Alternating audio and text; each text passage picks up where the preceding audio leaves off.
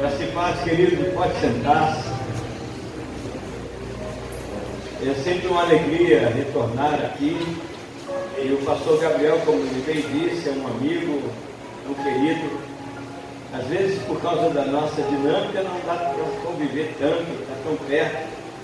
Mas todas as vezes que eu pude estar com ele, com a sua família, fomos abençoados e também nos sentimos como abençoadores de sua família e sua casa. Então, de forma que nós louvamos a Deus por ele, por sua esposa, seus filhos, que me lembram sempre.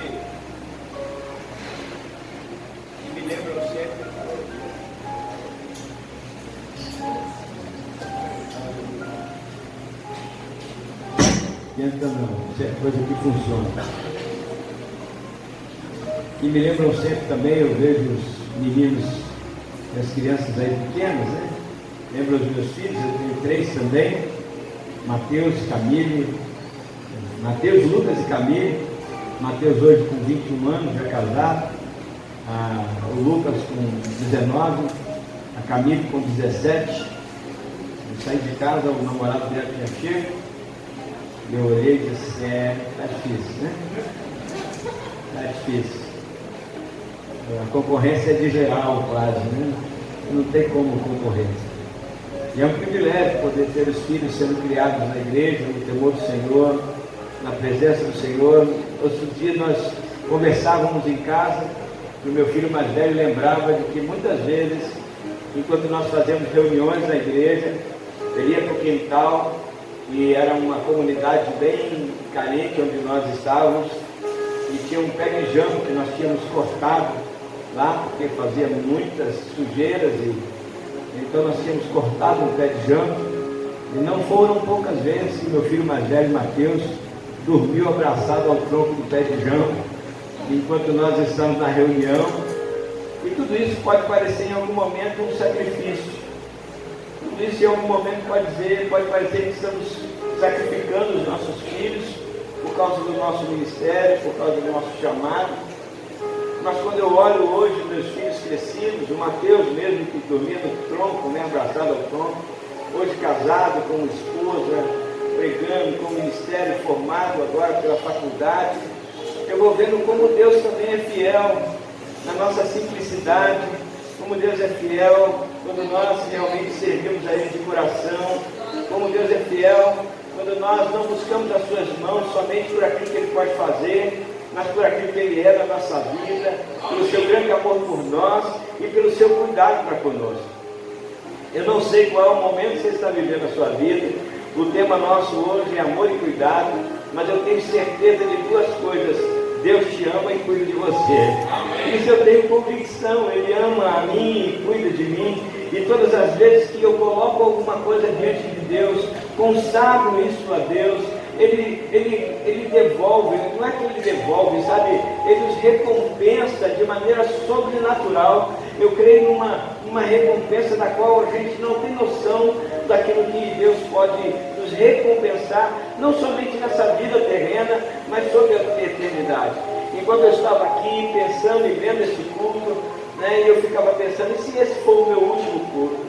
E se esse for o nosso último culto? Se for a nossa última oportunidade de estarmos aqui, porque talvez alguém vai dizer assim, olha, é proibido, não pode mais. Eu não estou falando do fim da sua vida, eu estou falando do fim talvez de uma vida em comunidade, de um tempo em poder adorar ao Senhor assim, onde os pré-adolescentes podem cantar juntos, onde nós podemos estar juntos adorando ao Senhor, nos reconhecendo como irmãos em Cristo. E se for o último dia, o que nós estaremos fazendo aqui? Às vezes nós costumamos tratar dias comuns como dias comuns, mas eu quero dizer para você que todo dia é extraordinário. Todo dia é extraordinário. Sabe por quê? Porque eles são oportunidades de nós vivermos de maneira diferente, são oportunidades de nós fazermos coisas diferentes, são oportunidades de nós aprendermos coisas diferentes. Então, aprender e entender que a vida, que o dia é uma dádiva, que estar vivo é uma dádiva, que estar em comunhão com os irmãos é uma dádiva. E o próprio Deus vai falar isso para Pedro, dizendo assim, não chame de comum aquilo que eu santifiquei. O Senhor santificou a sua igreja, E Ele tem a cada um de nós, a cada um de vocês, a Bíblia diz, como menina dos seus olhos. Sabe, a igreja, ela é o alvo da graça de Deus, do favor de Deus.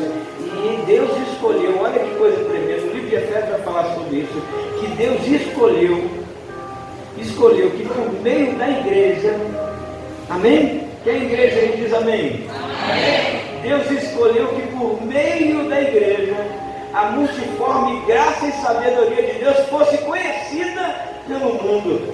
Olha como você é importante, olha como nós somos importantes no plano de Deus, no projeto de Deus. E essa noite eu venho compartilhar com você um pouco do que Deus tem colocado no meu coração. É uma palavra da qual eu já tenho uma familiaridade, mas que sempre fala comigo. Sabe aquele texto que você não consegue sair dele? Então, esse texto que eu vou pregar hoje é um deles. Eu não consigo sair dele. Eu tenho alguns textos que são âncoras da minha alma, que eu aprendi, que eu sempre tiro. Sabe aquele poço que você sempre vai lá e busca uma água e que está atrás de refrigério? Alguns textos da minha vida, né, são âncoras da minha alma. Você tem alguns textos desses? Você tem guardado alguns textos? Que quando você está com sede, normalmente você está com sede, você vai na sua geladeira, abre, pega água e de lá normalmente é a mesma garrafa, você só renova a água, não é verdade? Então,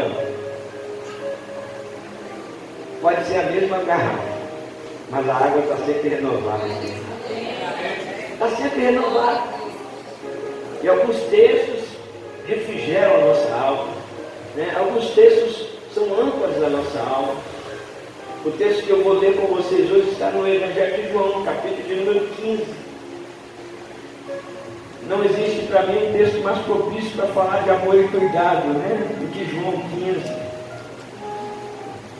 João 15 é um desses textos que eu tiro muito aprendizado para a minha vida, para a vida da igreja, para a nossa vida. João 15. Se você achou aí, diz amém. Amém. Eu já vou estar lendo com você. Diz assim a palavra de Deus: eu sou a videira verdadeira, e o meu pai é o lavrador.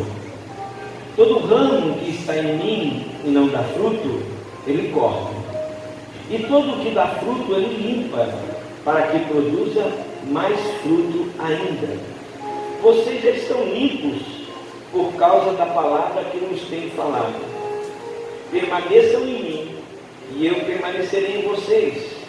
Como o ramo não pode produzir fruto de si mesmo, se não permanecer na videira, assim vocês não podem dar frutos, se não permanecerem em mim. Vamos ler somente o verso 8 agora.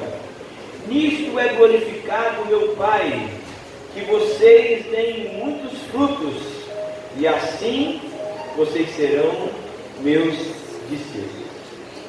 Amém? Amém. Pastor Gabriel já orou, então eu creio que essa palavra já alcançou o seu coração. Eu queria que você pensasse comigo hoje sobre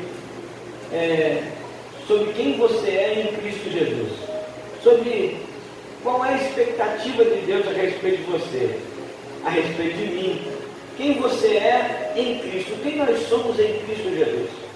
A Bíblia, esse texto nos fala sobre pelo menos 3 pessoas, ou há 3 indivíduos, os quais a Bíblia se refere. O primeiro indivíduo é a videira, é Jesus falando: eu sou a videira, eu sou a videira verdadeira. Jesus vai falar que tem a videira verdadeira porque tem a videira mentirosa. Se existe a videira verdadeira é porque existe a videira enganosa. Eu estive viajando a Campos de Jordão e lá eu pude enxergar, eu vi uma videira que não é verdadeira, né? Como ela cresce rápido, como ela espalha, ela toma uma aparência com muita rapidez, mas não dá fruto, sua flor não é cheirosa. E eu fiquei vendo aquela, imaginando como muitas vezes nós podemos nos enganar com o Evangelho. Alguns evangelhos que têm sido pregados aí, irmãos, é difícil da gente ouvir, e às vezes nós mesmos nos equivocamos no Evangelho. Você está na videira verdadeira? Amém? Você está? Então a minha pergunta para você é: o que você espera viver ou experimentar estando na videira? Qual é a sua expectativa de estar na videira? Muitos de nós, como bem a irmã orou aqui, estamos aguardando um dia nos encontrarmos com o Senhor, e essa realmente, eu creio que realmente será um dia tremendo para cada um de nós, né? Será um dia onde nós não vamos nos esquecer jamais, certamente, né? O dia do encontro com o Senhor, nós não vamos nos esquecer, mas viver a vida nessa expectativa é também, às vezes, não construir algo para o tempo presente. O apóstolo Paulo, em 1 Tessalonicenses, teve que alertar a igreja sobre a necessidade de atentar para a vida presente com a esperança da vida futura. Existem muitas pessoas que estão com tanta esperança na vida futura que estão deixando de viver o presente, estão deixando de fazer aquilo que eles devem fazer no presente, estão deixando de ser o que eles devem ser no presente. Existem esposos que estão deixando de ser esposos, existem esposas que estão deixando de ser esposas, existem filhos que estão deixando de ser filhos, porque às vezes estão até consagrando a sua vida ao Senhor. Com o argumento do céu, da eternidade, alguns têm deixado os seus compromissos na terra, têm deixado de se comprometer com as coisas da terra, e aí não tem jeito, se você não estudar não passa, né? Não tem jeito, a vida é assim, a vida, bem-vindo ao mundo real, né? Esses dias eu e meu filho do meio estamos assistindo um filme, né? Em Busca da Felicidade, você deve conhecer esse filme, né? E o filme passa dificuldade, o camarada passa muita dificuldade. O culminar da dificuldade daquele camarada é ele dormir com o filho dentro de um banheiro público em um metrô, ele chorando e o menino ali dormindo, e ele assim, que dia terrível para aquele homem dormir com o seu próprio filho em um metrô. Eu sei que é um filme, irmão, mas é um filme que retrata a vida real, sabe por quê? Aquele filme era a história de um homem. Então nós não podemos, como cristãos também, viver uma vida desconsiderando aquilo que a vida é. A Bíblia diz que o sol nasce sobre justos e injustos. A Bíblia diz que o mal vem sobre quem sacrifica e sobre quem não sacrifica. Bem-vindo à vida real, bem-vindo à vida vivida, bem-vindo à vida na terra. Então, se eu vivo um evangelho que tem como expectativa somente o bem, e não entendo bem, né, daquilo que seja o bem para a minha vida, porque existem coisas, irmãos, que para você pode parecer ruim, mas para Deus é boa, sabia? Tem coisas que para você podem parecer ruins, mas para Deus são boas para a sua vida. Algumas vezes, como pais, nós falamos não para os nossos filhos, né? E para os filhos o não é o quê? Ruim. Mas no coração dos pais, ele está querendo o quê? O bem. Tem coisa, querido, que Deus não te dá, não é porque Ele não quer te dar, é porque na verdade Ele não pode te dar, não vai te fazer bem, não vai ser bom para você. Jesus estabelece a primeira pessoa dele, dizendo assim: eu sou a videira, eu sou a fonte, eu sou aquele que, eu sou o alvo daquele que o agricultor cuida. A videira verdadeira é o Evangelho de Jesus, ou a pessoa de Jesus. Jesus é a boa nova, amém? Ele é o caminho, a verdade e a vida. E aí tem muita gente preocupada em ser salvo, e eu disse assim, eu costumo dizer lá na igreja: não se preocupe com a salvação. Isso não é uma coisa para você se preocupar. Preocupe-se em ser filho, porque se você for filho, você é salvo. Se você se portar como um filho, você é salvo. A ordem para um filho é: honra o teu pai. Então, como filho, eu honro o pai. Então não me preocupe se sou salvo, porque eu sou filho. E mesmo que eu venha falhar com o pai, como filho, eu me arrependo. corrigido ou não. Fala sério, irmãos. Se Deus te tratasse no nível dos teus vacilos,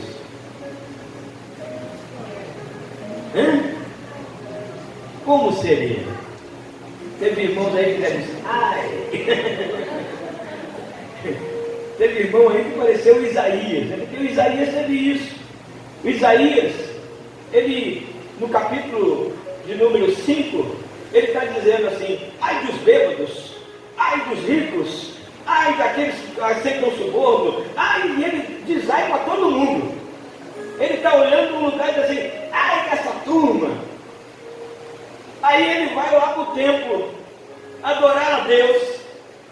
Quando chega no templo, o próprio Deus se manifesta a ele, e Isaías olha e diz: ai de mim,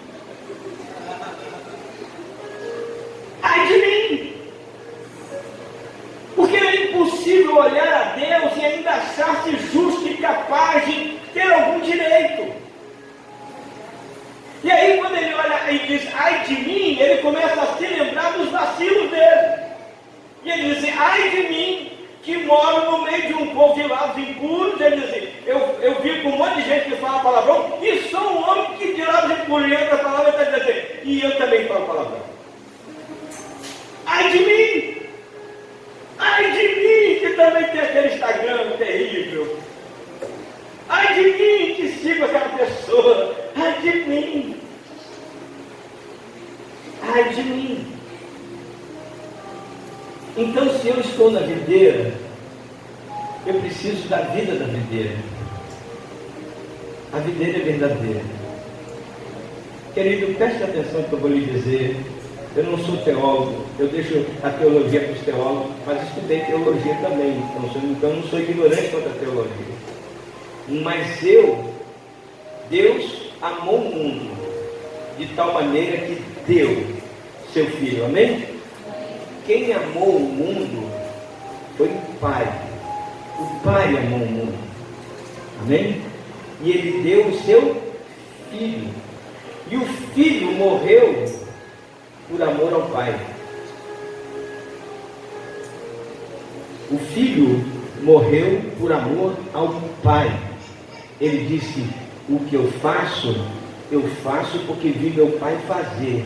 Uma comida eu tenho para comer que vocês não conhecem, e essa comida é fazer a vontade do meu Pai. Muito antes de Jesus amar a nós, porque eu creio que Ele amou, mas Ele amou primeiro ao Pai. Eu creio que o primeiro ensinamento que nós deveríamos dar para um novo convertido é amar a Deus sobre todas as coisas. Porque normalmente o primeiro ensinamento que a gente dá é: Deus te ama. Não, que Deus te ama, ele já está claro, é nítido. Agora está na hora de você aprender a amar a Deus. Quer cantar? Deus me ama, e o seu amor é tão grande, incondicional. Conhece? Mesmo sendo assim, pobre pecador, Deus me ama. Mesmo sendo frágil, mesmo sem merecer, Deus me ama. É claro que Deus nos ama. A minha pergunta é se você ama a Deus.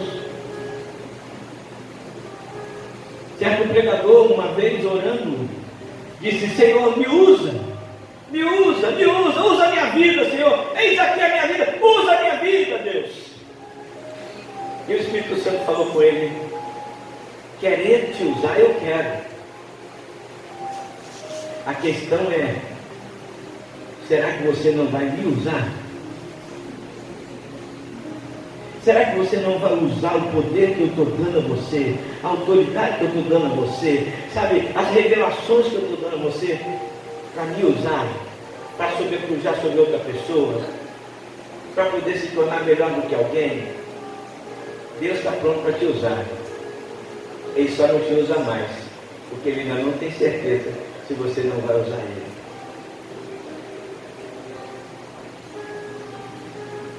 À medida que eu encontro a videira verdadeira, eu me encontro então alguém que cuida desse Evangelho. entendendo que Cristo é o Evangelho, e Ele é a videira verdadeira, a figura do agricultor. Amém? Eu sou a videira e meu pai é o agricultor. O agricultor é aquele que tem todo o trabalho, que cuida da videira, que está atento para a lavoura. Pessoas que trabalharam na roça, talvez alguns jovens ainda não sabem disso, mas eu pelo menos vim da roça, e estive algum tempo na roça, trabalhei na roça, soquei cílio, toquei boi do pasto, eu já fui em plantação de milho, já vivi essa experiência, até pelo menos os meus 10 anos de idade, eu era da roça. Eu acordava às 5 da manhã, com um embornalzinho, uma garrafa de suco maguari com café e uma cavaca que levava até o curral. Chegava lá, tirava o leite da vaca direto, punha o café na caneca, comia a cavaca e já íamos trabalhar. Isso era uma coisa que a gente fazia, né? Mas a agricultura, ela requer muito trabalho e atenção. Então, assim, uma segunda coisa que eu gostaria de dizer para você é que se Cristo é a videira e o Pai é agricultor, a Bíblia diz que você é o ramo, você é a vara. Ele diz: vós sois as varas. Todo ramo que está em mim não dá fruto, ele corta. Agora veja bem, irmãos, que a palavra vara aqui, por isso eu falei sobre a roça, para não parecer que a gente está fora do contexto, é porque o texto vai falar de que, o apóstolo Paulo vai falar sobre isso, que os judeus que eram, vamos dizer assim, a videira verdadeira, que eram a linhagem que Deus tinha escolhido, tinham deixado o próprio Deus e tinham praticado coisas erradas. Quer ver só comigo? Abre lá comigo, Isaías capítulo número 5. Abre lá comigo, só para você poder entender o permanecer em mim. Olha lá. Olha Isaías capítulo 5, o que vai dizer assim, ó. Agora cantarei ao meu amado o seu cântico a respeito da sua vinha. O meu amado tinha uma vinha em uma colina muito fértil. Ele cavou a terra, tirou as pedras e plantou as melhores mudas de videira. No meio da vinha, ele construiu uma torre e fez também um lagar. Amém? Olha o trabalho do agricultor aí, pessoal. Olha o que o agricultor fez. Olha, primeiro ele escolheu um lugar fértil. Amém? Você pode repetir comigo? Um lugar fértil. Ele escolheu um lugar fértil. Jesus falou que um lugar fértil é um coração que tem uma boa terra. Um lugar fértil é onde ele vai colocar semente para o Evangelho. Ele escolheu um lugar fértil.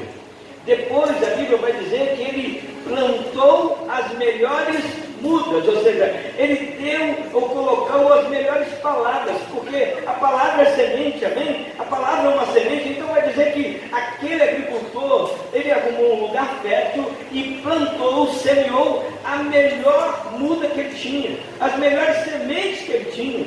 Olha o que ele fez mais, queridos. Ele vai dizer assim que esse homem, ele cavou em volta e tirou as pedras.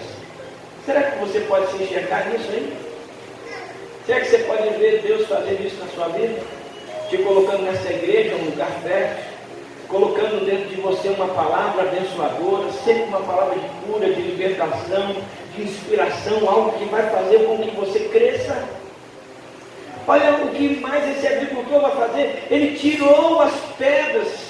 A Bíblia diz que o nosso Deus é aquele que endireita as nossas veredas, Ele é aquele que vai ajustando as nossas vidas, vai tirando as pedras do caminho da nossa vida. Quantos aqui já tiveram pedras tiradas da sua vida? Eu já tive. O Senhor já tirou muitas pedras da minha vida. No inferno tem uma pedreira que era minha. Jesus tirou ela. Está lá com o capeta agora. Amém. Libertação, irmão. Cura. O agricultor faz isso.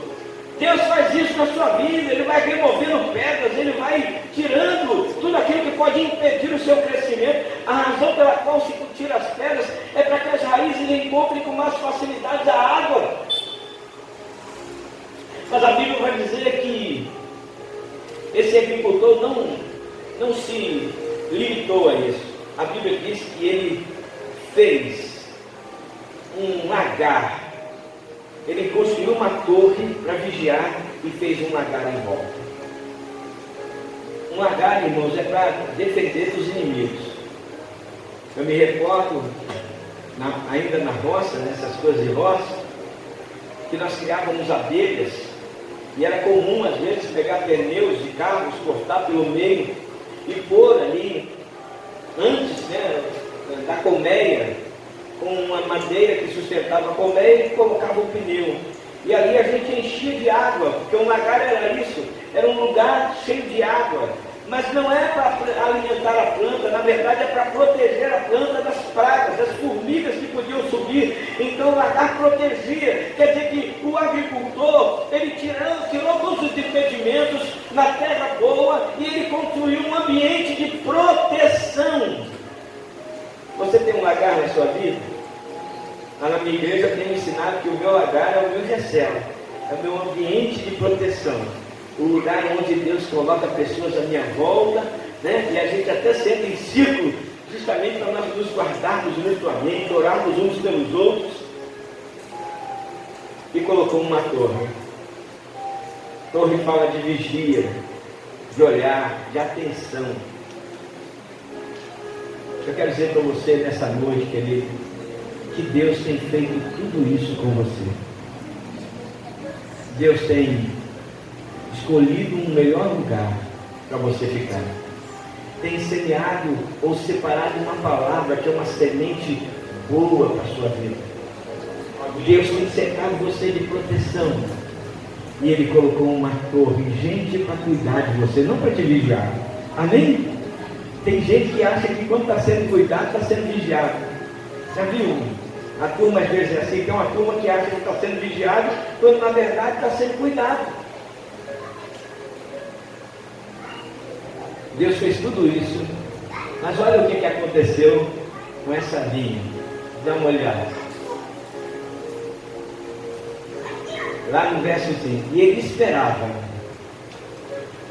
que desse uvas boas, mas deu uvas amargas. Eita mistério, hein? No melhor lugar, na melhor semente, com o melhor cuidado, não produziu o que era bom. O texto mais adiante, porque eu não quero me prender nele, eu estava só mesmo atento quanto à pessoa do agricultor, vai dizer que o agricultor ficou bravo. Tirou a sebe, tirou o lagar e deixou que os animais entrassem para comer ali a vinha. Muitas vezes, irmãos, nós estamos sendo invadidos por nossos inimigos, porque ao invés de darmos boas uvas, estamos dando uvas bravas, uvas amargas, e uva azeda, irmão, ninguém aguenta. Lembrei agora, vou arrepiar aqui, né? Aquela verdinha linda, mas quando ela vem azeda, nossa, né? Olha para a pessoa que está ao seu lado, que não dá para você mexer nela, né? Assim, e aí, é uva verde, é doce ou é azeda essa aí? É doce ou azeda? A Bíblia vai dizer então que agora, o próprio Deus vai dizer assim, o próprio Cristo vai dizer assim, toda vara que está em mim não dá fruto, Ele corta. Mas toda que dá fruto, Ele limpa. Pode parecer uma injustiça, não é verdade? Porque existem versões que dizem assim, aqui não dá fruto, Ele corta. E aqui dá fruto, Ele poda. Muitas vezes nós estamos tão abençoados e tão acostumados a sermos abençoados, que nós temos dificuldade de sermos aperfeiçoados. Eu quero dizer para você, querido, que o propósito de Deus não é só te abençoar, é te aperfeiçoar. Eu costumo dizer que Deus te aceita do jeito que você está, mas não concorda que você fique desse jeito. Ele quer te mudar. Ele te recebe da toda maneira, como você vier. Quando eu vim para o Evangelho, eu estava bem pior do que estou hoje. E Jesus me aceitou. Mas ao longo do tempo, muitas vezes, eu tive que chorar dizendo, Senhor, tem misericórdia de mim. fiz isso, porque eu falei desse jeito. E quando você faz isso, vem a disciplina de Deus. Repete comigo, disciplina de Deus. O que é a disciplina de Deus? A disciplina de Deus é uma demonstração de amor e cuidado. A Bíblia diz que se vocês estão sem disciplina, vocês não são filhos. Porque todo pai corrige o filho que ama. Porque muitas vezes nós consideramos amor e cuidado só em fazer a vontade. E por isso talvez nós temos tantas crianças mal educadas. Porque ao invés de corrigir os seus filhos, eu não estou falando de espancamento, eu não estou falando de sair puxando na orelha no meio da igreja, eu não estou falando de fazer isso não, irmão, mas estou falando de corrigir os seus filhos. Ao invés de nós fazermos isso, nós permitimos que as crianças façam o que querem. E achamos que isso é normal. Se você deixar que seus filhos façam o que querem, quando são pequenos, eles não vão saber o que querem quando forem grandes. Porque eles não vão ter direção. Eles não vão ser acostumados com o não. Esses dias eu conversando com uma jovem, eu falei, e aí, você fez o Enem? Ela, fiz não, pastor. Eu, mas por que não? Por que você não fez o Enem? Meus 2 filhos fizeram o Enem. Todos eles só estudaram em escola pública. Nenhum deles foi de escola particular. Todos os 2 foram em escola pública. Todos os 2 passaram para federal. Por que você não fez? Não é, você estudou em casa, não passou nem cursinho. O segundo, então, não tinha nem grana para os cursinhos, ele estudava em casa. Internet, YouTube, o que vai cair na prova? E assistia meia hora de estudo, 15 minutos de joguinho, e mais meia hora de estudo, 15 minutos. Passou para federal. E eu falei para a menina, e aí, você fez? Ah não, pastor, fiz não. Eu falei, mas por que você não fez? Muito difícil. Eu falei, então, o nome é prova. Amém? O nome é prova. Prova fácil? Eu sou professor de seminário, dá prova fácil? Não vale a pena. O nome é prova. A prova não é para reprovar, é para aprovar. Só os que são aprovados. Amém? A prova não tem por objetivo reprovar. A prova tem por objetivo aprovar. Quem? Os aprovados. Dentro desse contexto, muitas vezes a gente está confundindo a aceitação de Deus com a aprovação de Deus. Tem gente que se chega diante de Deus e sente presença de Deus. Amém? Que bom, você está sentindo presença de Deus. Deus está recebendo você. Ele te aceita do jeito que você está. Mas Ele pode não estar aprovando o que você está fazendo. Você pode vir num culto, falar em mistério, dar as tesourinhas, solta pico, faz o que quiser. Mas no final, Deus não está aprovando o que você está fazendo. Porque uma coisa é ser aceito, outra coisa é ser aprovado.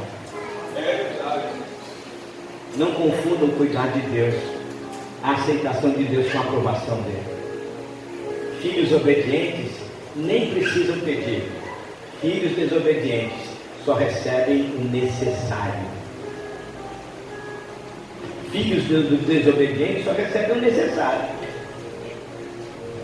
Teto, comida, roupa e cama.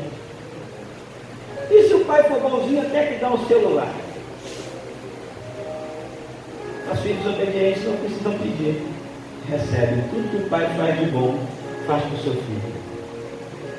Ele vai dizer assim, olha, eu sou a videira, vocês são as varas, toda vara que está em mim e não dá fruto, ele corta. Mas toda vara que está em mim e dá fruto, ele limpa. Ser aperfeiçoado, querido, é um privilégio. Você vai aprender, os mais jovens aqui, eu vejo muitos jovens, então por isso estou me referindo um pouco mais a vocês, mas você vai aprender que muito melhor do que ser elogiado é ser corrigido. Porque a disciplina te faz crescer. Os aplausos te enganam. E tem gente que bate nas costas e na verdade nem te acha tudo isso.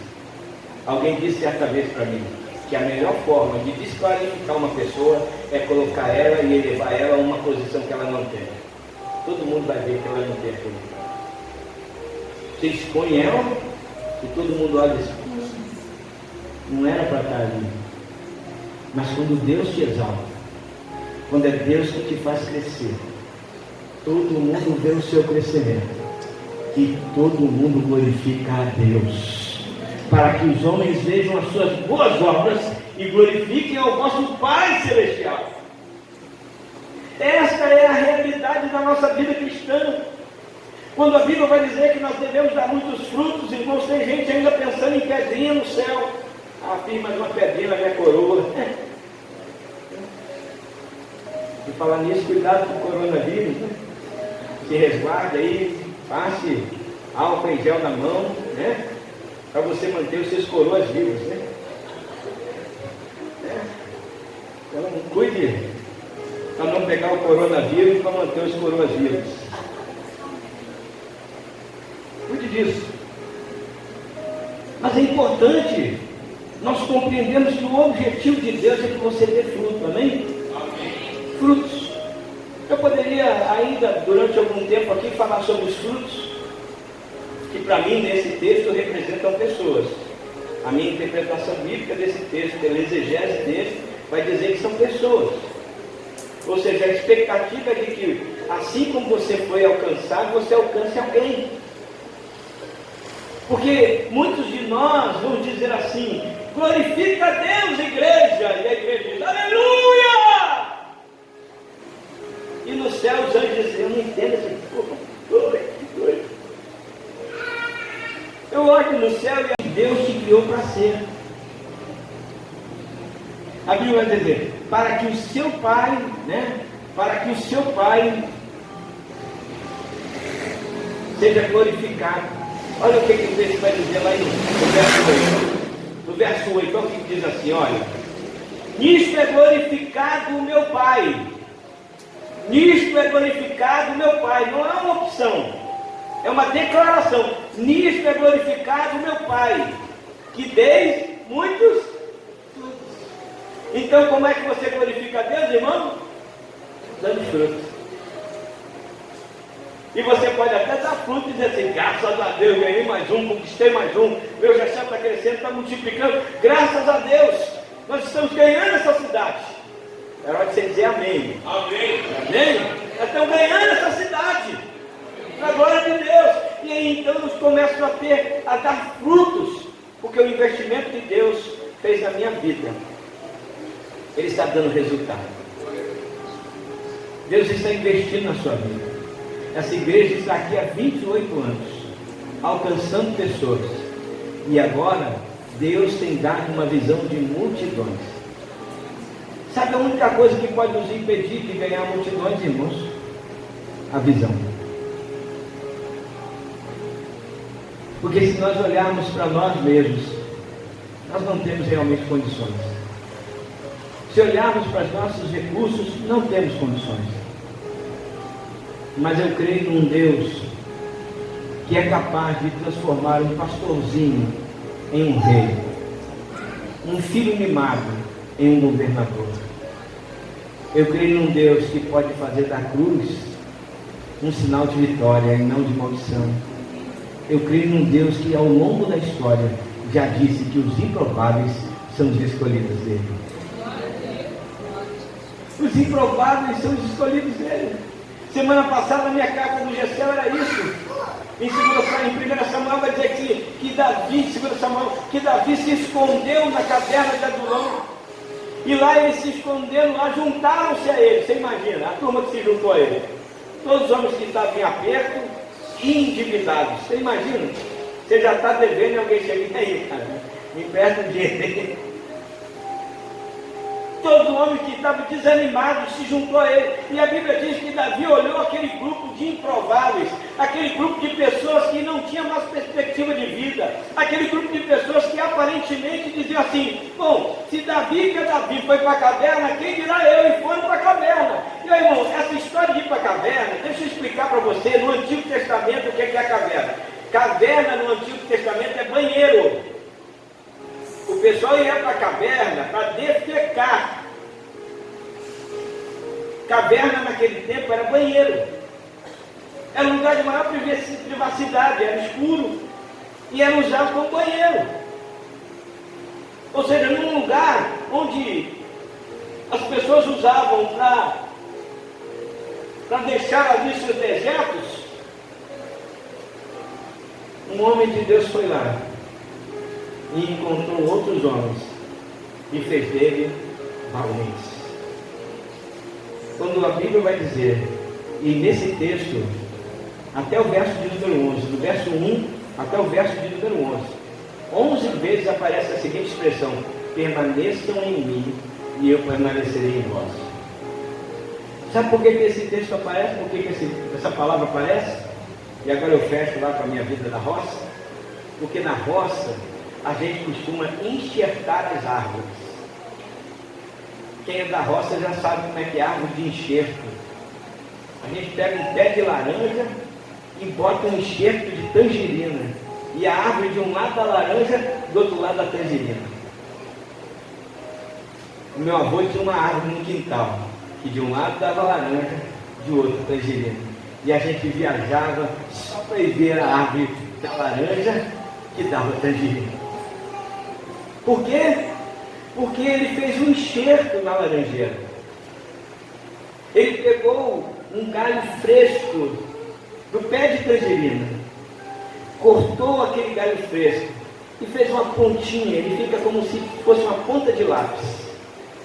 Depois ele pegou o seu canivete e foi lá.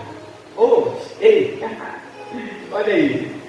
Ele foi lá e cortou o caule do pé de laranja até o nível da flomena, que é a parte central da árvore. Quando você corta um galho, você vê que ele tem duas rodelinhas, né? A rodelinha central, ele corta com canivete até ali. Você lembra de alguém que levou uma lançada aqui? Lembra do Cristo? Ali você estava sendo enxertado. Amém. E aí ele pega e coloca aquele galho tenro no pé de tangerina. Eu estou falando de tangerina, porque ela tem que ser semelhante, né? Tem que ser semelhante. É cítrico com cítrico. Então tem que ser semelhante. E ele então empurra aquele galho até aquele ponto da flomena, o ponto onde os nutrientes passam. E aquele novo galho agora começa a viver daquela árvore. Por isso que Jesus vai dizer: permaneçam em mim. Amém. Porque aquele galho, ele vai criando unidade com a planta original. Ele vai se tornando um com a planta original. Ele também começa a manifestar o seu interior para o interior da planta original. E ainda que ele dê um fruto diferente, tudo que ele é, ele depende da planta original.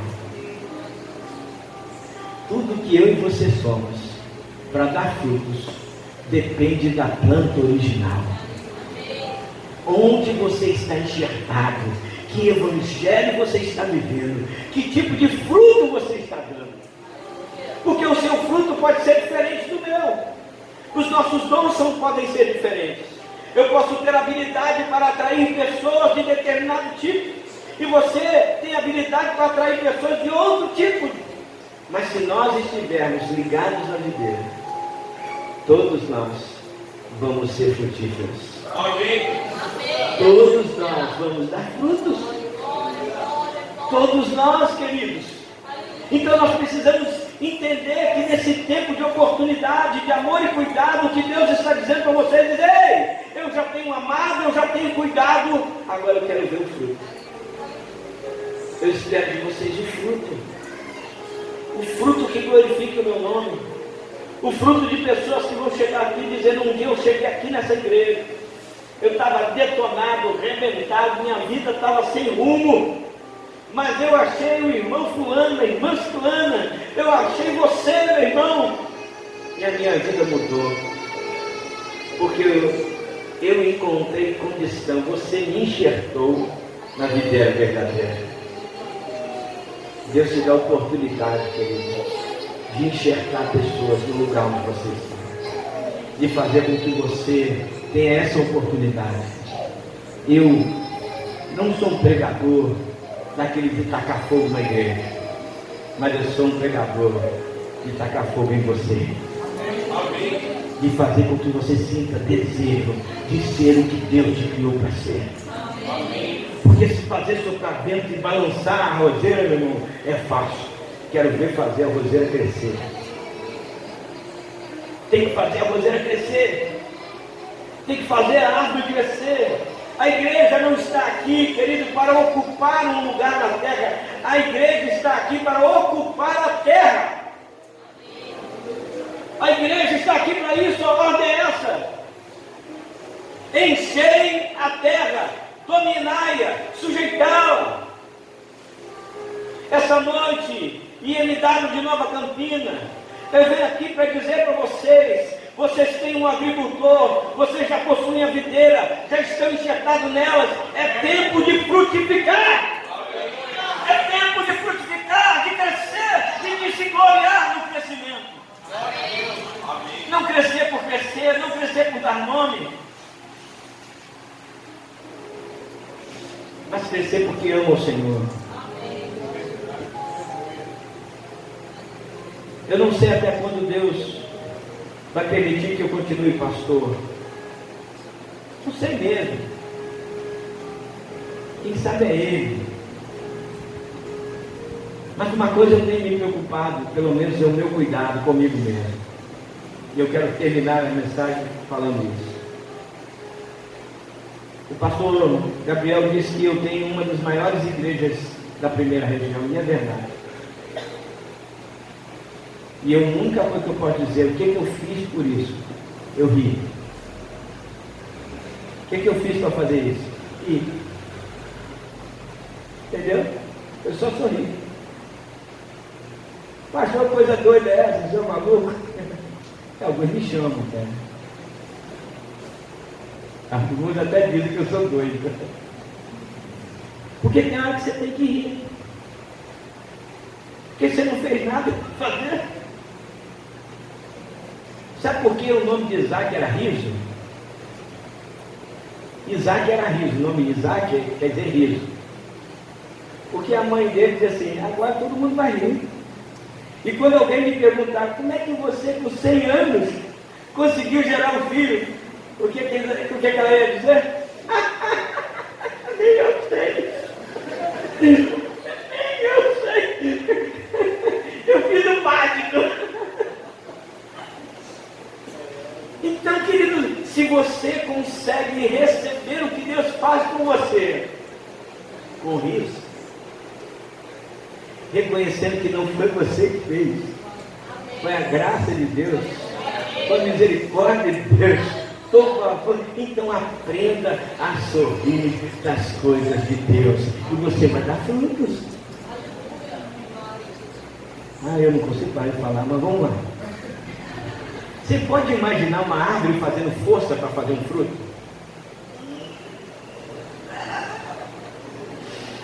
Aí nasceu uma bolinha. Você pode imaginar uma árvore fazendo isso? Isso a gente faz com outra coisa.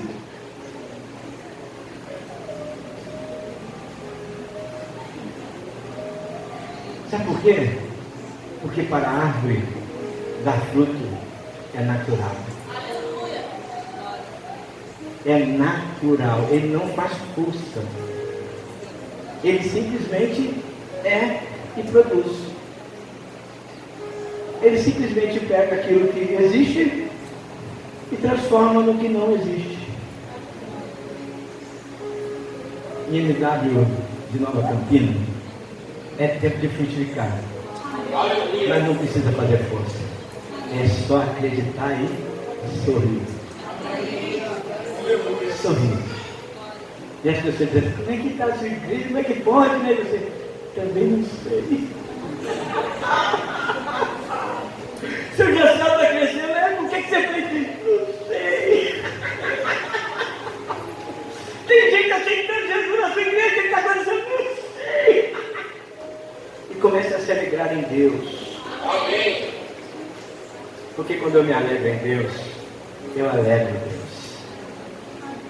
E quando eu alegro Deus, eu me alegro. É um círculo virtuoso. Gratidão é o segredo. Termino minha palavra dessa noite, porque ainda ia falar mais 1 hora, mas não vou falar. Termino minha palavra dessa noite ensinando a você o segredo dos maiores milagres. Você quer aprender? Amém. A Bíblia vai dizer que quando havia uma grande multidão e tinha pouca provisão, a Bíblia diz que Jesus agradeceu. O que aconteceu? Multiplicou. Às vezes a gente olha e vê, mas não dá, não temos, não chega, não vem, não vai dar, né? Ao invés de agradecer pelo que tem, fica olhando por que não tem. Aí isso só diminui, né? Não é verdade? Mas agradeceu. Milagre, multiplicação. Estava um homem morto. Morto. 4 dias. Já cheirava mal, segundo diziam. Ninguém foi lá cheirar, mas pela teoria já devia estar cheirando mal. A Bíblia diz que antes de Lázaro ressuscitar, Jesus agradeceu. Se você fizer assim, olha, eu vou te ensinar como crescer. Deus te coloca no coração uma pessoa que para você é difícil, que para você é impossível, que você acredita que não vai conseguir alcançar essa pessoa. Ao invés de você ficar olhando nessas condições, você diz, Senhor, graças te dou, porque o Senhor ainda está mantendo o Joaquim vivo. Amém. Graças te dou, porque ele ainda está tendo oportunidade. Graças te dou. E começa a agradecer pela vida que ele tem, pela pessoa que ele é. E aí vai ter uma hora que você vai dizer assim, Joaquim, vem para fora. Toda vez que Jesus agradeceu, o milagre foi maior. Amém. Gratidão é o segredo do milagre. Não é a tua necessidade, é gratidão. Vamos ficar de pé, eu já passei da hora. Deus é bom, eu nem pensei que eu ia levar tanto tempo, mas que tudo que eu disse aqui possa cooperar com você, cooperar com a sua vida. Então eu estou aqui hoje para orar por quem é grato, não para necessitar. Eu estou para orar por quem é grato, quem está agradecido, quem deseja agradecer. Agradecer pelo amor e pelo cuidado de Deus. Agradecer por quem está numa videira. Agradecer por quem está ligado a ela. Agradecer talvez porque você está aqui. Talvez está vivendo até uma disciplina. Mas Deus está cuidando de você. Está dizendo, eu cuido de você, eu amo você. Agradecer pelo cuidado de Deus. Talvez você já é uma pessoa que está frutificando. E você quer consagrar os frutos assim. Graças te dou, Senhor. Aleluia, Pai. Eu quero orar por você que, como eu, quer agradecer. Se você está aqui essa noite, meu querido, minha querida, e tem alguma coisa para agradecer a Deus, aleluia, eu quero te pedir para sair do seu lugar e vir aqui, em nome de Jesus. Agradecer, aleluia, em nome de Jesus. Oh, aleluia. Oh, oh, Deus, lindo, lindo. Aleluia. Oh, aleluia. Oh, aleluia. Oh, aleluia, Senhor. Oh,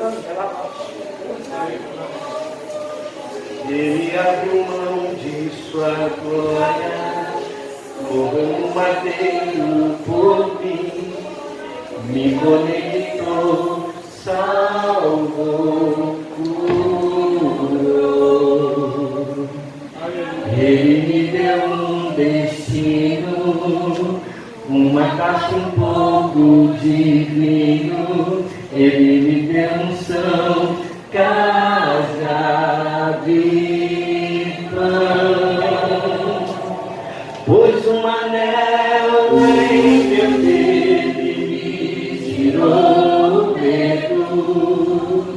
novas sandálias pra suportar o ide, pois um anel em meu dedo me tirou o medo, novas sandálias me disse, vai.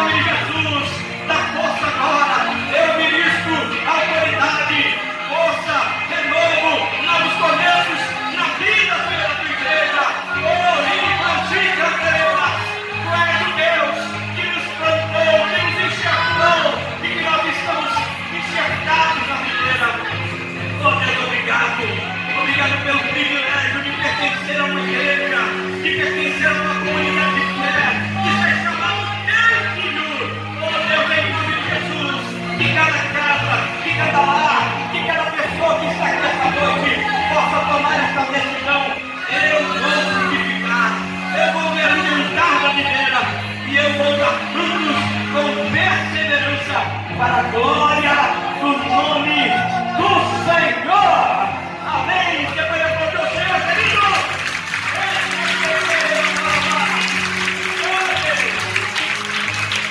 Aleluia. Aleluia. Olha para a pessoa que está lá ali, você vai frutificar esse ano de 1 a 30, de 1 a 60, de 1 a 100, da glória de Deus, em nome de Jesus. Queridos, eu ficaria aqui mais 1 hora com vocês, mas a gente sabe que tem tempo, né? Você foi abençoado essa noite? Em nome de Jesus, Pastor Gabriel, muito obrigado.